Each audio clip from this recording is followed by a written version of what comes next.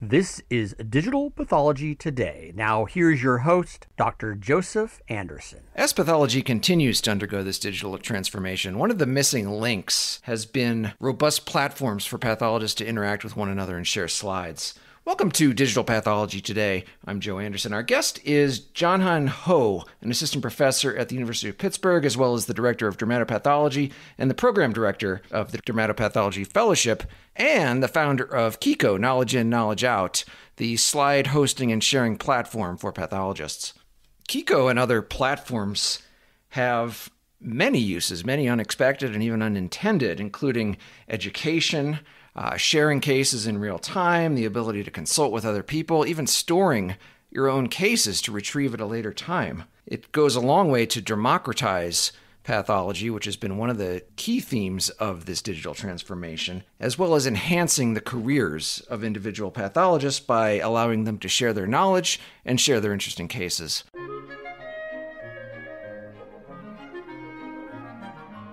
Dr. Jonhan Ho, welcome to the podcast. Hey, thank you very much. Pleasure to be here. I think you've had an interesting career and you've been involved in a lot of interesting ventures. So you're a dermatopathologist at UPMC and you've been involved in launching some platforms in digital pathology with Omnix and KiKo, Knowledge In, Knowledge Out, which I like to spend a lot of time on today. So tell us a little bit about what you've done. I've stayed at the same job for the entire career.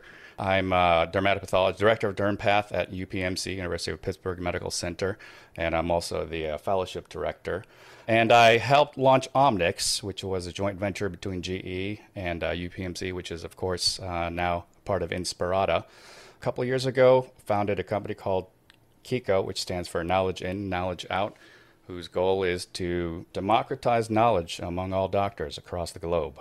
Yeah, I think that's a fascinating concept. The idea of democratizing can mean many things to many people. I think, geopolitically, we have a sense of what that means, equalizing the playing field, bringing the same level of care to people regardless of your geography. But it can also mean different things like related to training and knowledge acquisition and sharing cases, or maybe even getting some enjoyment out of what we do. So I'd like to really explore that. Omnix, tell us about that. So that was a digital platform. I believe it was around 2008, 2009, somewhere in there. And so what was the impetus for that, and how did that evolve and grow? We saw pathology going digital just like radiology had gone digital, 15, 20 years prior to that. Certainly, the technical hurdles were much more significant in pathology. The images are just so much bigger, and there are many other subtle differences that can only become overcome by technology. But the timing was right. Storage was really cheap, and the scanners were getting fast enough, and so we felt that it was the right time to bring pathology into the digital world. So we saw a world where we could sign cases out digitally, from anywhere, and didn't have to be chained to the microscope and wherever the glass slides were, and we could collaborate with each other seamlessly. And so that's the vision that we were trying to build. Okay, I remember around that time, there was a lot of excitement around digital pathology. We all kind of knew it was the future. We were probably a ways away from remote sign-out at that point, but I think there was a lot of excitement. But I think what was missing was the ability to share images or a platform, kind of a seamless platform where you could collaborate and share images. Like, we were at the point where scanning slides became easier, viewing them on your display became easier, but interacting with your colleagues and all those other benefits just didn't seem to materialize at that time. So maybe was that kind of the impetus around KiKo? I'll back up a little tiny bit, and I'll kind of tell an aside story. So I grew up selling computers. I'd buy computer parts together and sell, install Windows on them and sell them to my friends. And all these Apple guys, I just never could understand. I'd be like, why are you guys so ridiculous, spending so much money for the same hardware? 3 times as much hardware. And I didn't get it until I saw the iPhone. And when the iPhone first came out, no buttons, nothing. Everybody's making fun of it. And I took a look at the screen. It literally just blew my mind. The possibilities were endless, touch, physics engines. And I really started to appreciate design, software design, and more importantly, human-computer interaction, how we make things intuitive. And they just did that so well. At the same time, just started my fellowship at UPMC. Medical software, as you probably know from yourself, EMRs and things like that, put doctors at the bottom of their list as far as usability. And I was just so frustrated with why medical software design was so poor. People just didn't care about the user experience. And so I vowed when I joined Omnix to fix that. I wanted a beautiful user experience for the pathologists.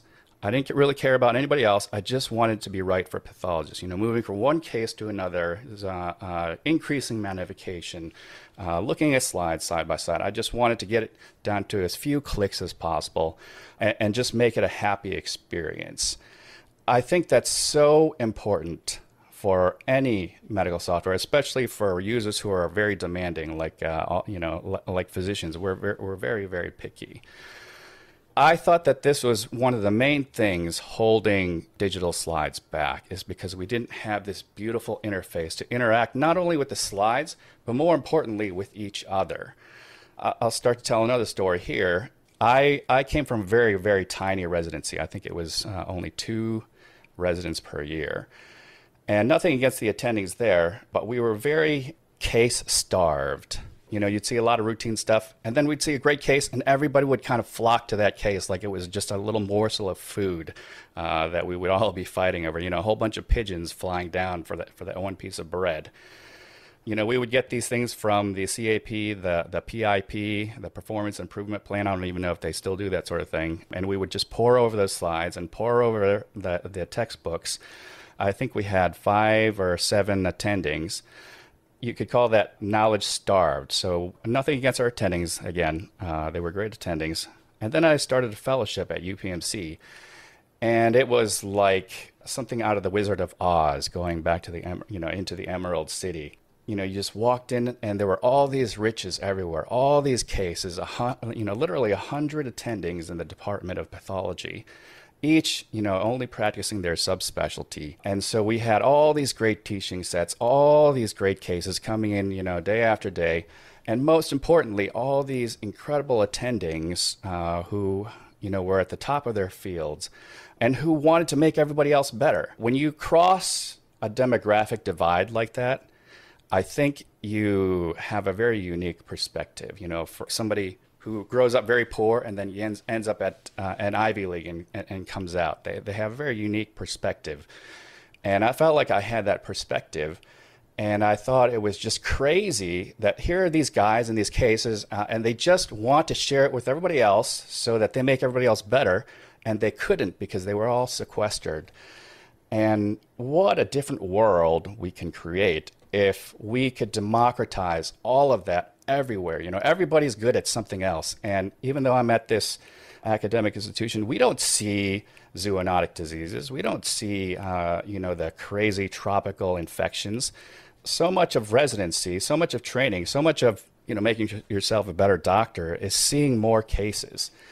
I just thought it was crazy that in this day and age, the internet was invented like 50 years ago. In this day and age, why can't we democratize this sort of thing and bring people and bring cases together so that we can all make each other better? I completely identify with what you're saying, and there's that idea of democratizing. So I think an obvious area where it applies is education. We never stop learning. So in a sense, you're on an educational journey throughout your whole career, not only in medical school and residency, but throughout your practicing career.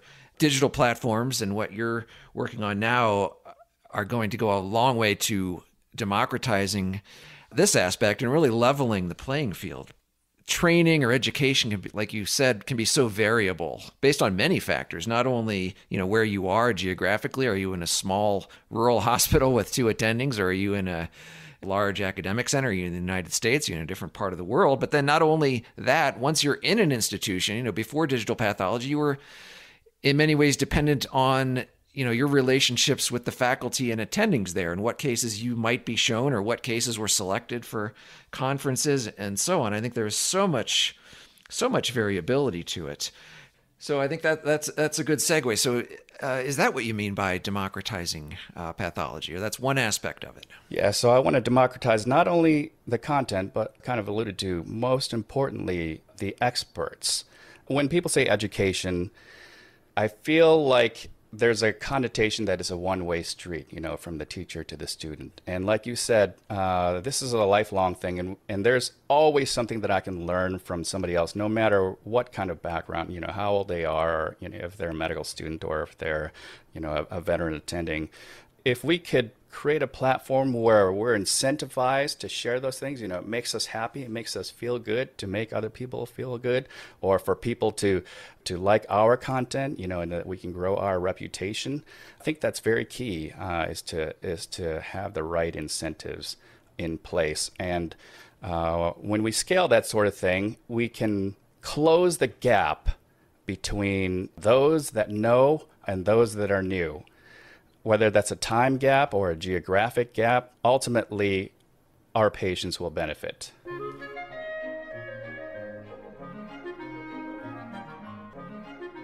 Right. Yeah, I like that. Closing the gap between those, how do you say it? I don't want to say experts and novices or teachers and students because, again, that kind of implies a hierarchical structure or a one-way street. We just want to put it all out there. Put it out in a way that's very easy to consume, that the user experience is just, exquisite, pleasant.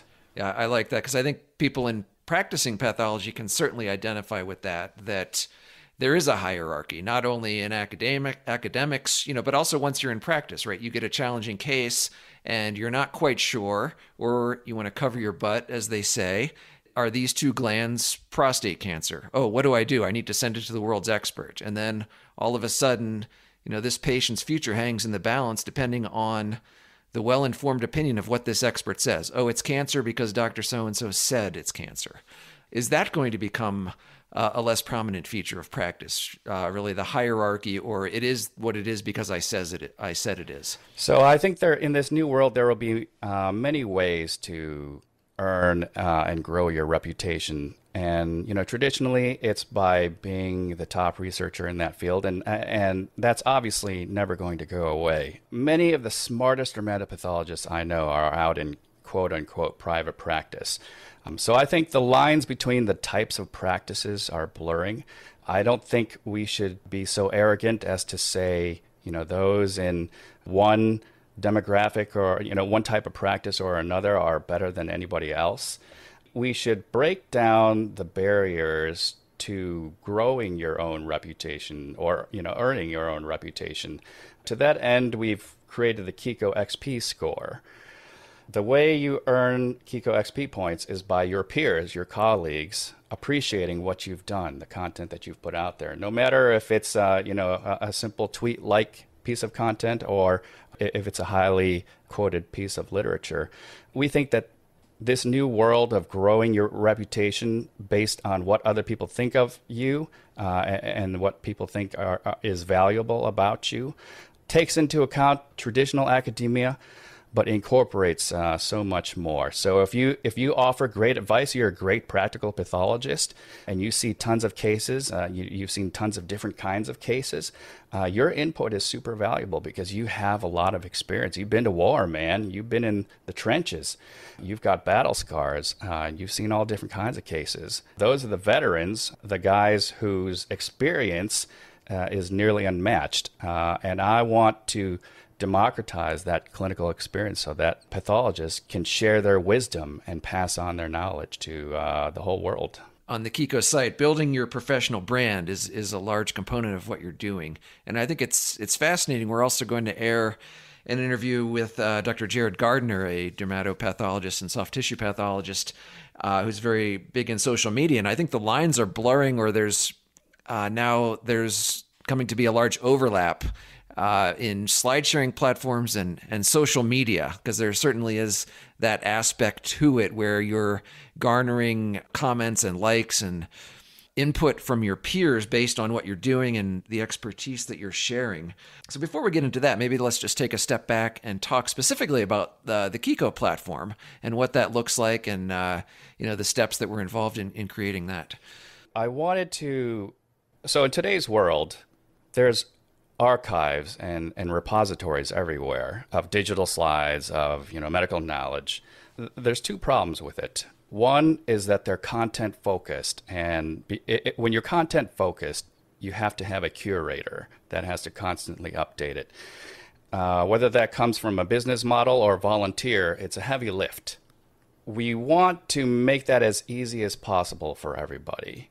On KiKo, we make it all about the content creator. This is a term that YouTubers are often referred to, the content creator. So the lines are blurring between social media and pathology content sharing platforms. The problem is content is incredibly fragmented. And I don't know if you can remember, before the iPod came out, there were lots and lots of companies that had their own proprietary formats. Sony had their MP3, their version of the MP3. There were MP3s, and then there were other, Vivendi, Universal. They all wanted to have their own store, their own shop. That's the world that we're living in now. Is we have all these repositories all over the place. We have some great repositories of digital slides. We have some smaller repositories, and some of them are blogs. Some of them are individuals' own websites. But when the iPod came out and iTunes came out, it brought everything together onto one platform. So it wasn't hard to find anything anymore. And there was kind of an easy way to get to the content that you wanted to. That's what I created KiKo for, was to create the platform to empower all these doctors who wanted to share their content, but wanted an easy way instead of having to set up their own website or create their own videos, link themselves onto YouTube. So, you mentioned Jared Gardner. He has YouTube, he has LinkedIn, he has Instagram, he has videos, he does teaching engagements. I want to bring all that onto one platform so that guys like him, we make it easier for them to create and deliver their content. So we're moving from the pre-iTunes world to the post-iTunes world in medical content. The integration of the various platforms, I think, is a lot of times overlooked, where we have all these great tools and it seems like everything should be in place, but it's just not. We need a place where we can go, open it up, and avail ourselves of all these various sources of input and be able to interact with our colleagues. So did you find that was sorely missing in the marketplace, just a unified or integrated solution? Yeah, huge problem. So if you want to put videos out, you have to put your videos out on YouTube. If you want to put digital slides out, there's other platforms. Then you would have to bring them all together somehow, or link them all to each other, podcasts and pictures. And so it's really important that we lower the threshold to create content, because world experts like Jared and like Stephen Swerdlow and Raja Seethal at UPMC, who are Hempath and ENT, when they walk down the hallways, knowledge, just drips off of them. Just spending time, just stuff falls out of their head. You want to be there to kind of pick it all up and stick it in your brain. We've made content creation such a hard thing in medicine. When I get a notification that I'm scheduled to do grand rounds, I don't jump for joy. I don't do a fist pump. I think about the 3 or 4 weekends prior to the grand rounds that I have to spend researching and most importantly, or most arduously, creating the PowerPoint, cutting and pasting pictures and recording a video, adding digital slides. If it were up to me, PowerPoint would be abolished because it's such a chore. And to me, it's silly that these great minds, these great experts, we should be lowering the threshold for them to share their knowledge instead of making the bar so high. So we should be democratizing the time that these people give, because the time is so short, and we should make it easier for them to share, and to share with as wide of an audience as possible. In medicine, we're doing it backwards. We make it hard for experts to share their content, and we're always looking for ways to make it hard. We got to do the opposite.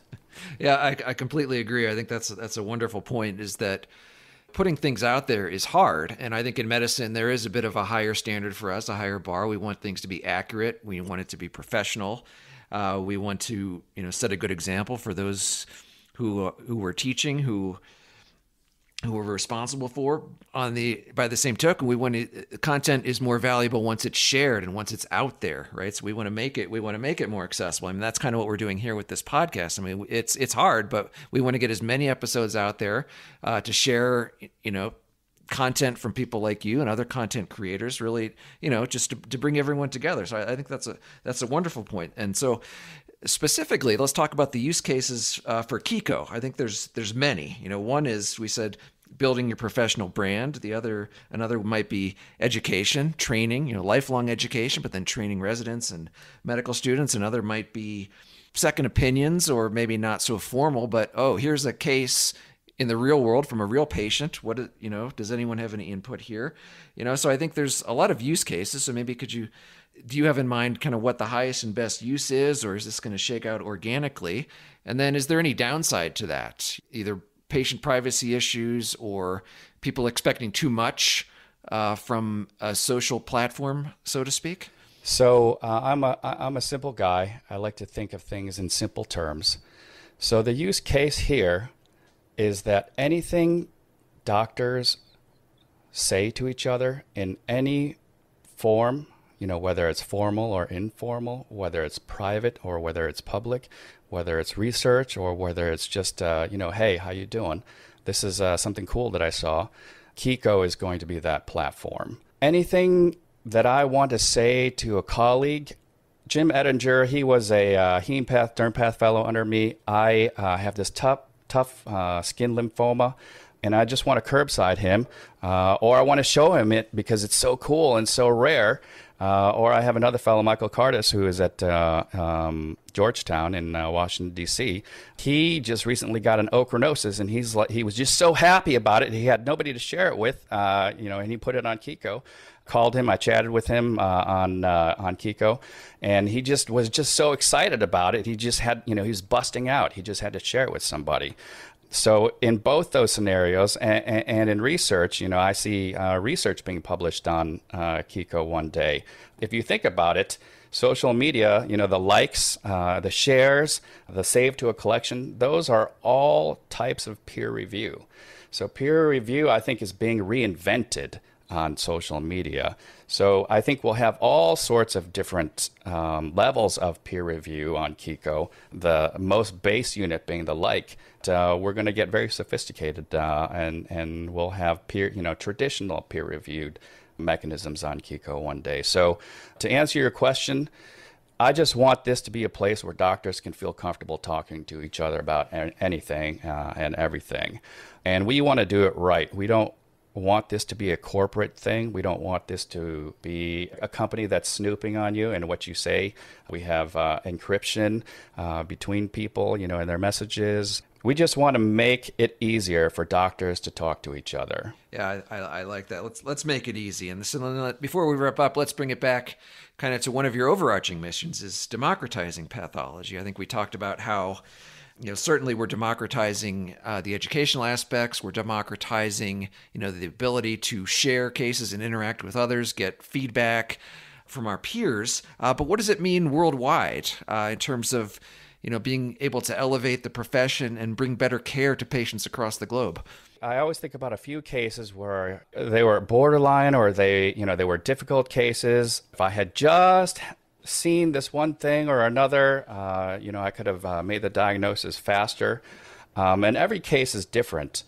Half of medicine is seeing a lot of cases, seeing the rare cases, seeing the cases that you don't typically see. Even if they're a rare case, you want to be able to collect it and you want to be able to see more of them so that, you don't forget it in a year or two. We want to make all the world's cases and all the world's knowledge and all the world's doctors kind of a real quick repository. Maybe repository isn't the best word either, but we wanted this to be so collaborative, so easy, that you can pick anybody's brain, see anyone's cases if they've shared it, literally at your fingertips, or maybe at your voice if there's, voice recognition. Apply, artificial intelligence algorithms to other people's cases to see if it works. We just want to open the floodgates as far as sharing knowledge and collaborating. And in this way, we all make each other better doctors faster.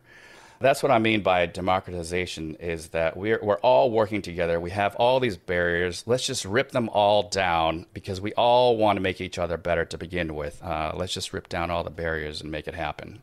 Let's make it happen. So last question, where do you see things going in the next 10 years? What really gets you excited? There's so much that's going on. There's so much innovation in medicine, and especially in pathology right now. I think the time for validating digital slides is past.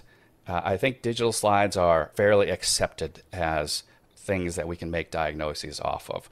What I'm really excited for, and there are some pathologists that fear AI and fear computers. I don't see us as being slide readers. I think pathologists should be defined as doctors who make diagnoses, and we make them in very sophisticated ways.